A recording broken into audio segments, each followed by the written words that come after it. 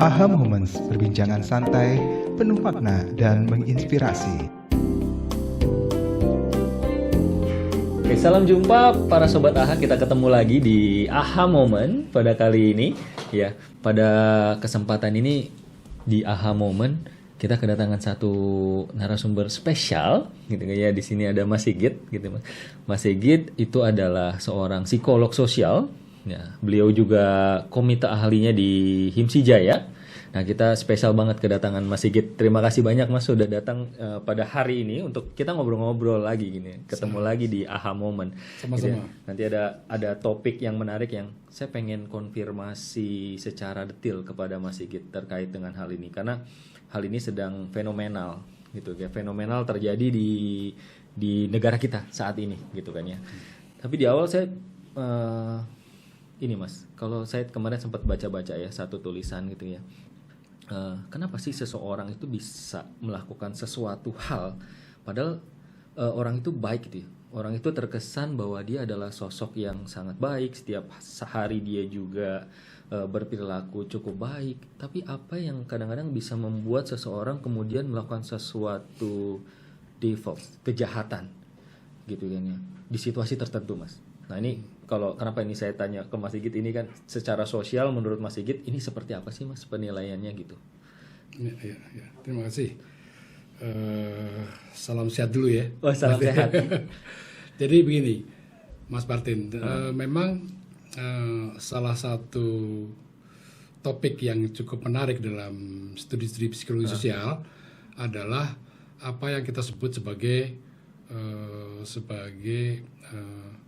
social power atau kepatuhan sosial, Social power. Pengaruh sosial ya. Pengaruh sosial ya. Jadi memang ini salah satu topik yang menarik sehingga dalam kehidupan sehari-hari itu selalu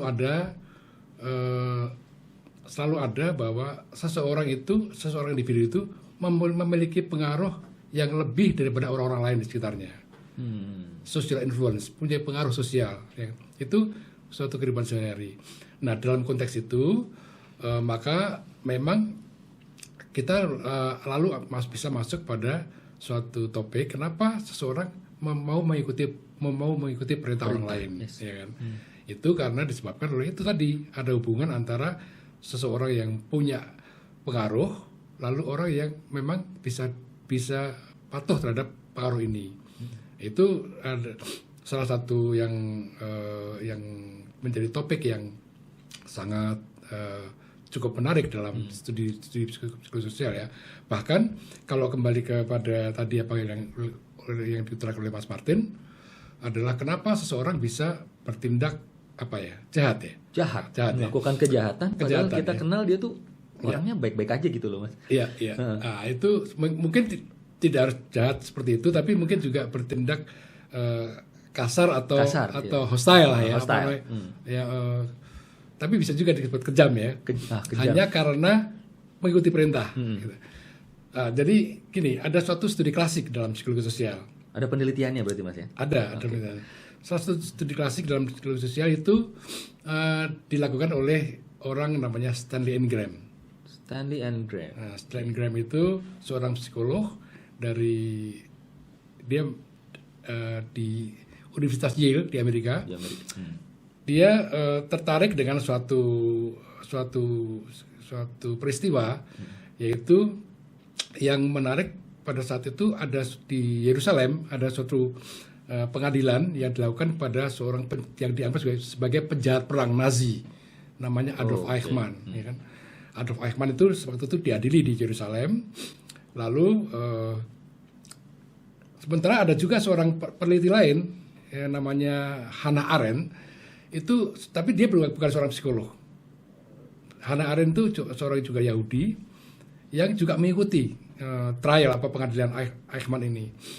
Hannah Arendt sendiri waktu itu dalam suatu reportnya itu setelah mengikuti dia menyimpulkan sesuatu hal sebenarnya lebih pada suatu keheranan bahwa ternyata Eichmann ini adalah seorang yang biasa, seorang yang normal, seorang ayah yang baik, seorang yang seorang kepala keluarga yang patuh, lalu orang biasa saja yang tidak bukan seorang yang ambisius, bukan seorang yang kejam, ya, bukan seorang perwira tentara yang sangat berwibawa gitu ya, tapi penampilan sebagai seorang biasa-biasa saja. Tapi Adolf Eichmann ini dituduh dia telah memimpin suatu operasi, yaitu memusnahkan atau membunuh jutaan orang-orang yang dianggap sebagai penjahat oleh partai Nazi di Jerman pada saat Hitler memimpin Jerman. Tidak hanya kepada Yahudi, tapi juga kepada orang Gypsy, orang homoseksual, terhadap orang-orang yang dianggap tidak normal fisiknya, itu juga dibunuh. Menurut dia gitu ya. Di Holocaust. Menurut dia. Menurut Eichmann itu. Menurut dakwaan itu ya, itu yang dikirim oleh Eichmann ke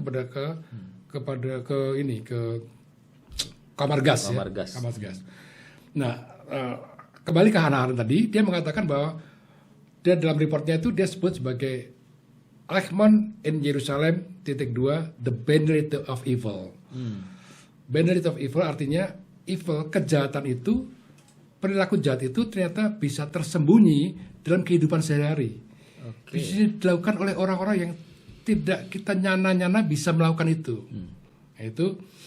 Tapi Hannah Arendt kan hanya berhenti pada suatu report yang dia lebih pada ketertarikan kenapa peristiwa itu bisa terjadi. Lalu pada saat yang sama, mungkin berbeda tahunnya ya, tahun 63 gitu, Stanley Ingram ini. Stanley Ingram juga terinspirasi oleh itu. Mungkin juga dia membaca ya laporan Hannah Arendt. Kenapa si Adolf Eichmann yang orang biasa ini bisa melakukan suatu tindakan yang dianggap begitu kejam. Dan Eichmann waktu itu sudah diperiksa oleh 6 orang psikiater dan dinyatakan sebagai orang yang sehat, tidak ada penyimpangan. Secara kejiwaan dia nggak ada masalah berarti kan. Nah, Stanley Ingram juga akhirnya dia membuat suatu penelitian yang dia menyoroti bagaimana hubungan antara power and authority, ya kan? Penelitian tentang authority and obedience. Obedience itu adalah menuruti perintah terhadap otoritas, ya. Kepatuhan terhadap otoritas. Nah, ini juga suatu penelitian Ingram yang juga sangat mungkin pada saat itu kontroversial, tapi mengungkapkan satu hal yang menarik. Dia menyimpulkan bahwa memang mungkin sedikit saya uraikan penelitiannya ya, yaitu bagaimana dia meneliti, mencoba membuktikan kenapa seseorang bisa mengikuti perintah, bahkan sampai perintah untuk menyakiti orang lain, ya kan? Nah, Ingram waktu itu mengundang orang untuk secara sukarela ikut dalam penelitiannya, lalu objek penelitiannya dibagi menjadi 2 grup, yaitu grup untuk dia dihadapkan pada situasi guru dan murid. Ya. Nah, si objek penelitiannya adalah menjadi seorang guru yang dihadapkan pada murid. Nah, Ingram juga membuat suatu alat yang yang menarik, yaitu alat strum listrik. Oh, okay. Strum listrik. Strum berarti. Jadi shock, electrical shock. Instruksi dari penelitian itu adalah si guru ini diminta untuk menanyakan suatu pertanyaan yang sudah disusun sebelumnya kepada murid. Kalau si murid ini menjawab salah, maka si guru harus memencet suatu knop yang mendatangkan suatu sengatan listrik pada si murid ini. Si murid ini dipisahkan dari suatu ruang yang berbeda. Jadi terpisah ruangannya guru sama murid gitu ya. Terpisah. Nah, pada saat di guru ini dia didampingi oleh seorang peneliti, eksperimenter di belakangnya. Nah, kemudian si guru ini membacakan suatu soal, si murid harus menjawab. Tapi sebenarnya Ingram sudah membuat suatu peralatan juga dalam bahwa jawaban murid ini sebenarnya sudah dibikin sebagai jawaban yang salah. karena ini confederate. disetting. Si murid ini confederate, bagian daripada si engram, instruksi engram. Lalu jawab ketika si guru ini memencet tombol, maka si murid ini akan mengeluarkan keluar rasa sakit. Tapi keluar itu sebenarnya rekaman saja, rekaman dari yang disiapkan oleh engram, ya kan? Jadi bukan tidak benar-benar sakit gitu ya. Tapi si guru ini tidak tahu bahwa itu semua, tidak tahu. Dia berpikir bahwa ini memang betul-betul terjadi. Nah, itu berjalan terus dari satu soal ke soal lain, dan ternyata si guru ini memang mau untuk melakukan struman ini sampai dengan tingkat yang paling tinggi, yang tertinggi. Tidak semua, tapi beberapa orang bisa sampai ke situ. Di akhir penelitian, Ingram mendapatkan suatu fakta bahwa 65% dari objeknya itu adalah mereka mau menuruti perintah si eksperimenter, yaitu melakukan strum. Bahkan sampai tingkat yang menyakitkan, sangat menyakitkan pada. Berarti yang merintah tuh eksperimenternya, ini strumnya di level segini, dan dia menuruti gitu ya? Dia menuruti. Pada suatu titik si guru ini akan mendengar keluhan itu, dia bisa ragu-ragu. Gimana Pak, kita harus jalan terus. Si eksperimenter dengan wibawa mengatakan, iya, kamu harus jalan terus karena ini adalah percobaan. Percobaan ini adalah menjadi tanggung jawab laboratorium. Oh, gitu. Jadi tanggung jawab di si eksperimenter ini. Jadi mengambil responsibility-nya itu ya Mas. Hasil dari eksperimen engram ini cukup mengejutkan di Amerika, karena bagi orang Amerika yang sangat percaya bahwa individu itu adalah rasional, ya kan, otonom, independen, ternyata terbukti dari penelitian ini bahwa pada situasi tertentu individu itu hanya tidak bisa mendemonstrasikan independensinya, dia mutlak ikut pada suatu perintah yang ada di situasi tertentu. Nah, itu membuktikan bahwa pada individu itu ternyata dia terjebak dalam suatu situasi di mana dia tidak bisa menolak perintah selain mengikuti perintah itu. Walaupun mungkin secara pribadi gitu ya, orang tersebut sebenarnya secara nurani nggak mau gitu ya Mas. Kayak yang tadi gitu kan. Mungkin secara kejiwaan dia tidak punya sisi evilnya gitu. Yeah. Jadi tidak punya sisi evilnya. Tapi karena situasi tertentu membuat dia akhirnya harus menuruti authority itu gitu ya. Iya. Jadi begitu kuatnya ini membuktikan, penelitian-penelitian ini sebenarnya membuktikan bahwa orang itu, manusia, individu itu adalah pada suatu situasi tertentu dia tidak bisa menolak pada suatu hubungan antara otoritas dan kepatuhan. Apalagi kalau gapnya jauh gitu ya. Nah, apalagi disertai dengan suatu atribut lain. Ya. Nah, atribut lain itu misalnya itu juga terbukti dalam eksperimen engram bahwa semakin individu itu dalam setting sosial di mana ada kewibawaan institusi, maka hubungan kepatuhan ini semakin tinggi. Kepatuhan terhadap perintah semakin tinggi. Di engram dia melakukan penelitian di dalam suatu setting yang sangat berwibawa secara akademik ya, yaitu di Yale University kan. Itu kan sangat berwibawa. Nah, itu situasi itu atau atribut itu juga memberikan suatu tekanan tertentu pada si seseorang untuk mengikuti suasana atau struktur yang membentuk situasi itu sehingga dia lebih patuh pada permintaan seseorang. Jadi seperti tadi Mas Martin katakan, memang atribut-atribut itu ikut memberikan suatu nilai tertentu pada suasana hubungan antara otoritas dengan obedience atau kepatuhan perintah ini. Jadi pengaruhnya juga besar ya Mas. Maksudnya besar. Apalagi kayak ya kalau kita lihat fenomena yang terjadi sekarang itu kan juga terjadi sebenarnya, dan itu bisa kita lihat dari sisi ilmiah sebetulnya. Kenapa seseorang akhirnya sampai sebegitu patuhnya terhadap sebuah authority walaupun itu bertentangan dengan nuraninya dia gitu kan ya Mas. Iya.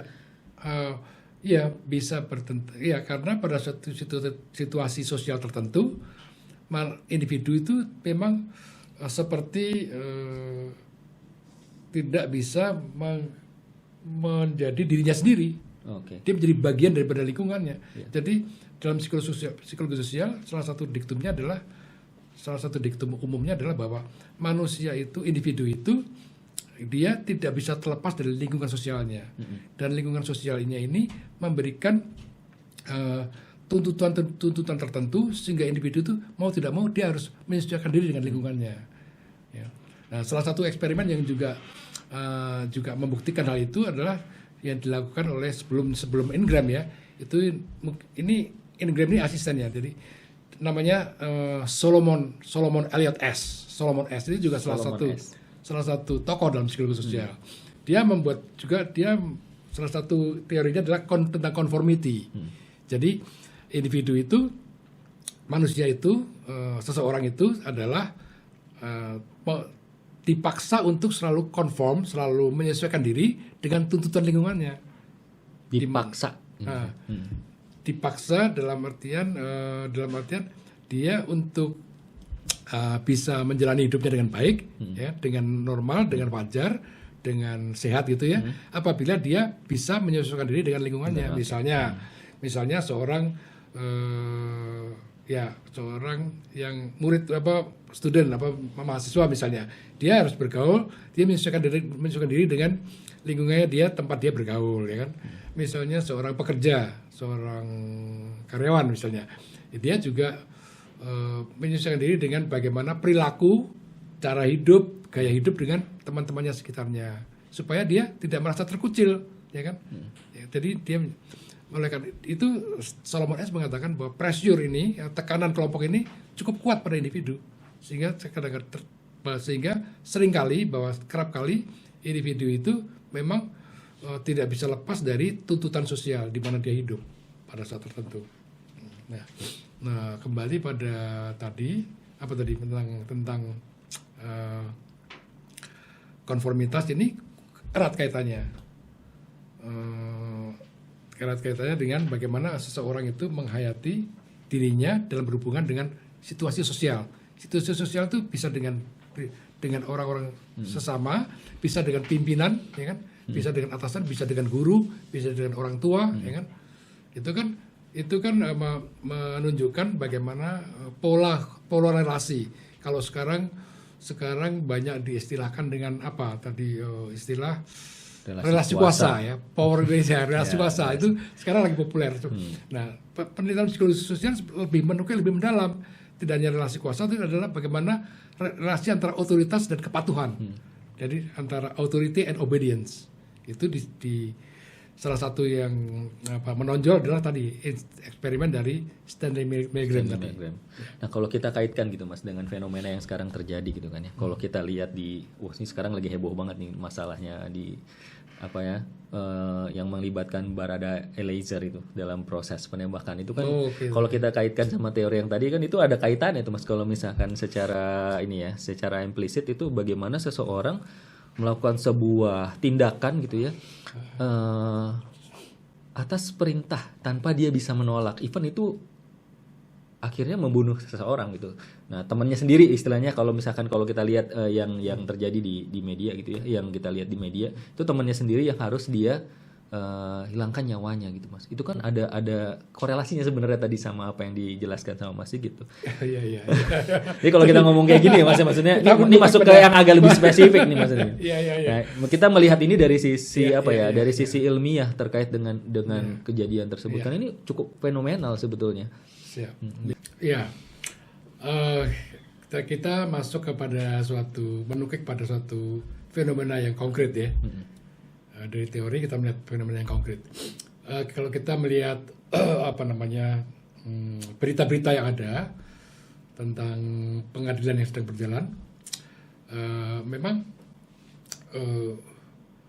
dikatakan bahwa banyak orang meragukan apakah benar Baradae ini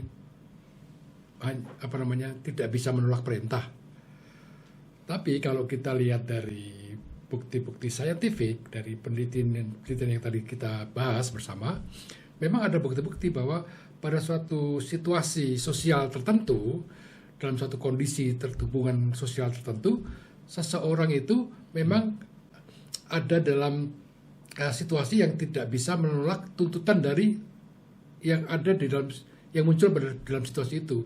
Apakah itu tuntutan dari kelompok atau itu tuntutan dari otoritas pihak yang lebih mempunyai kuasa daripada dia. Dalam konteks ini ada hubungan relasi, ada hubungan antara apa yang kita kenal sebagai relasi kuasa kan? Itu ya. Relasi kuasa.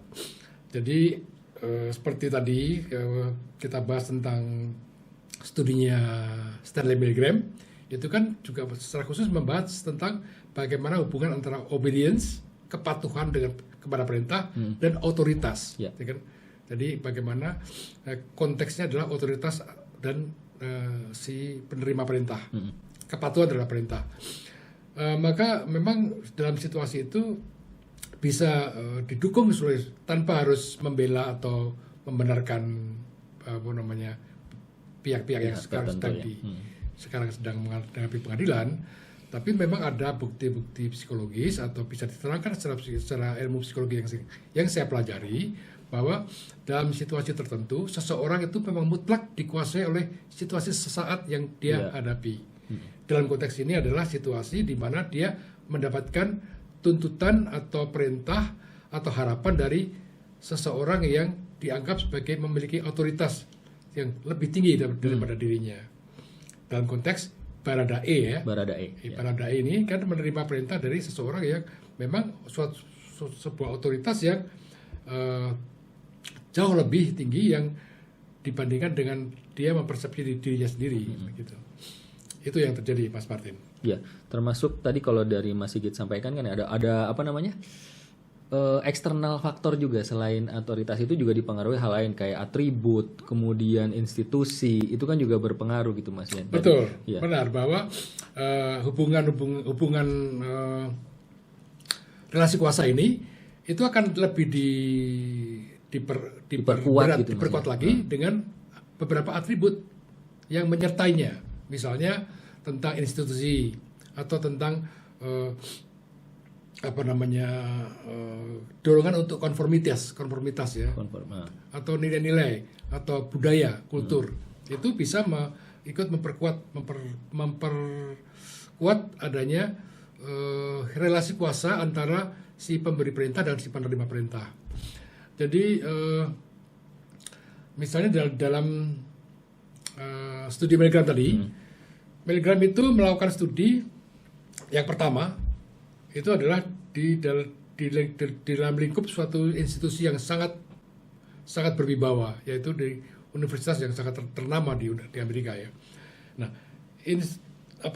situasi lingkup institusi ini ikut memberikan tekanan pada objek penelitian untuk menerima itu sebagai suatu atribut yang memperkuat adanya suasana di mana dia menerima perintah dari suatu sisi si peneliti ini ya. Sama dengan apa yang kalau kita terapkan pada situasi dari seperti pertanyaan Mas Martin tadi, Baradae, ya itu ya memang ada dalam situasi di mana dia dalam suatu lingkup institusi yang sangat berwibawa, yaitu institusi Polri ya, Kepolisian Republik Indonesia, yang di mana Baradae adalah bagian daripada institusi itu. Bagaimana dia menghormati institusi itu, bagaimana dia mengagumi institusi itu, bagaimana dia merasa bagian dari institusi itu, maka itu akan memberikan suatu tekanan tertentu pada dirinya untuk tidak bisa melakukan suatu membuat perilaku lain selain apa yang dituntut oleh otoritas yang sebagai simbol daripada kehadiran institusi itu, yaitu pimpinannya dalam hal ini adalah Pak FS ya. Pak FS yang juga representasi dari institusi yang sangat terhormat dan pejabat yang cukup penting dalam institusi itu. Bagaimana si Barada yang pangkat yang paling rendah, bagaimana mempersepsi representasi dari institusi yang begitu besar ya, bagaimana dia akan bersikap lain terhadap tuntutan Pak FS ini. Tentu akan sulit sekali membuat tekanan yang sangat berat buat dia untuk bersikap berbeda dari perintahnya. Nah, ditambah dari tadi atribut, kita mengatakan atribut. Mungkin ini juga salah satu yang bisa memberikan tekanan tambahan bagi si Baradae. Baradae. Ya, jadi kalau misalkan kita lihat gitu Mas ya, kalau misalkan dia tidak bisa menolak, tapi kalau yang menariknya temannya satu lagi bisa gitu menolak gitu kan, bahwa dia bilang ya saya tidak kuat secara mental untuk melakukan hal itu gitu saat dia diperintah, tapi itu yang tidak bisa dilakukan oleh Baradae saat itu kan berarti ada satu perbedaan yang mungkin bisa kita jelaskan gitu Mas dalam dikaitkan dengan teori yang memang tadi sudah disampaikan juga sama Mas Sigit, atau mungkin ada hal lain yang bisa menjelaskan hal tersebut gitu. Ya ini apa namanya, dalam konteks ini memang ada suatu, tadi kan sudah kita bahas adanya nilai-nilai, kultur, budaya-budaya yang bisa mempengaruhi bagaimana seseorang bersikap. Ya. Nah, dalam interaksi sosial ini semua berpengaruh pada individu. Nah, mungkin dugaan saya antara tadi Anda sebut Baradae dan Bribka RR ya. Mungkin keduanya ini bertolak atau berangkat dari suatu lingkup yang berbeda, atau artinya dia berada dipengaruhi oleh suatu nilai atau nilai-nilai budaya yang berbeda. Walaupun sama-sama di ini, Polri gitu ya. Walaupun sama-sama di dalam Polri, tapi kan ada perbedaan kultur ya. Perbedaan kultur, maksudnya kultur adalah budaya organisasi. Budaya organisasi kan. Nah, kalau kita lihat Barada Eliezer ini dia berasal dari pasukan Brimob, pasukan tempur, di mana kultur atau budaya atau nilai-nilai yang sangat kuat dijunjung di situ adalah tentang mematuhi perintah, karena ini bersangkutan dengan masalah bagaimana hidup atau mati kan dalam suasana operasi pasukan tempur kan. Berbeda dengan yang satu lagi RR ini kan berasal dari Korps Lantas kan, di mana nilai-nilai yang kepatuhan pada atasan, kepatuhan pada perintah itu mungkin suasananya berbeda dengan satuan tempur seperti Brimob. Sehingga penghayatan Baradae terhadap perintah atasan itu berbeda dengan perasaan atau anggapan RR terhadap suatu perintah, ya kan? Itu akan berbeda karena bagaimana seseorang menghayati suatu rangsangan sosial itu akan sangat dipengaruhi oleh bagaimana kebiasaan-kebiasaan atau budaya yang di mana dia berangkat sebelumnya. Nah, itulah yang mempengaruhi bagaimana si Brigade RR ini bersikap terhadap perintah yang dia terima atau tuntutan yang dia terima dari otoritas, dalam hal ini dari Pak Ferdi Sambo kan. Jadi kultur tuh pengaruhnya juga besar kan Mas ya, Mas. Kalau kita lihat hierarkinya memang yang doktrin yang dimiliki oleh Baradae itu mungkin berbeda dengan apa yang dimiliki oleh RR gitu Mas. Ya, saya kira pengaruhnya dalam studi-studi psikologi sosial bisa dikatakan bahwa pengaruh daripada kultur itu sangat besar bagi munculnya perilaku seseorang. Itu sudah ada studi-studi yang bisa kita pelajari ya dari situ ya. Jadi mudah-mudahan ini bisa memberikan suatu tambahan pemahaman bagi publik. Kenapa masalah otoritas perintah mematuhi perintah ini sekarang ini memang sedang menjadi bahasan yang kita ikuti dalam berbagai pemberitaan kan? Iya betul. Gitu. Jadi Sobat AHA gitu ya. Kalau misalkan kita coba kulik gitu ya lebih dalam, kenapa sih seseorang bisa melakukan sebuah perilaku gitu ya? Karena ada otoritas yang besar. Tadi sudah dijelaskan secara detail juga sebenarnya oleh Mas Sigit, ada teorinya gitu, dari apa yang sudah disampaikan tadi. Jadi tidak serta-merta itu memang muncul ya Mas. Jadi memang sudah diteliti secara ilmiah kenapa seseorang bisa berperilaku seperti itu. Jadi pihak otoritas dipengaruhi eksternal faktor yang lain, atribut, kemudian institusi bisa menuntut seseorang memang harus melakukan itu dalam situasi tertentu. Nah, gitu. Dalam konteks tertentu. Konteks tertentu gitu. Jadi itu menarik banget Sobat AHA apa yang sudah kita diskusikan tadi ya Mas Sigit. Semoga itu bisa jadi sebuah AHA, sebuah insight buat kita semua untuk bisa paham kenapa seseorang melakukan sesuatu. Bahkan kalau misalkan kita sendiri melihat orang ini mungkin nggak mungkin melakukan perilaku ini, tapi dalam situasi tertentu mungkin saja gitu Mas. Jadi benar. Besar sekali pengaruh situasional itu terhadap apa yang akan dilakukan oleh seseorang gitu Mas. Gitu ya. Betul itu. Itu Sobat AHA, apa yang sudah kita diskusin tadi semoga bisa menjadi sebuah insight, bisa jadi AHA buat kita semua. Untuk kali ini itu yang bisa kita sampaikan. Sampai ketemu lagi di momen-momen AHA berikutnya yang akan membahas pastinya hal-hal yang jauh lebih menarik lagi, dan saya berharap ini bisa menjadi sebuah pengetahuan baru buat kita semua. Terima kasih Sobat AHA, salam sehat dan sampai ketemu di kesempatan berikutnya.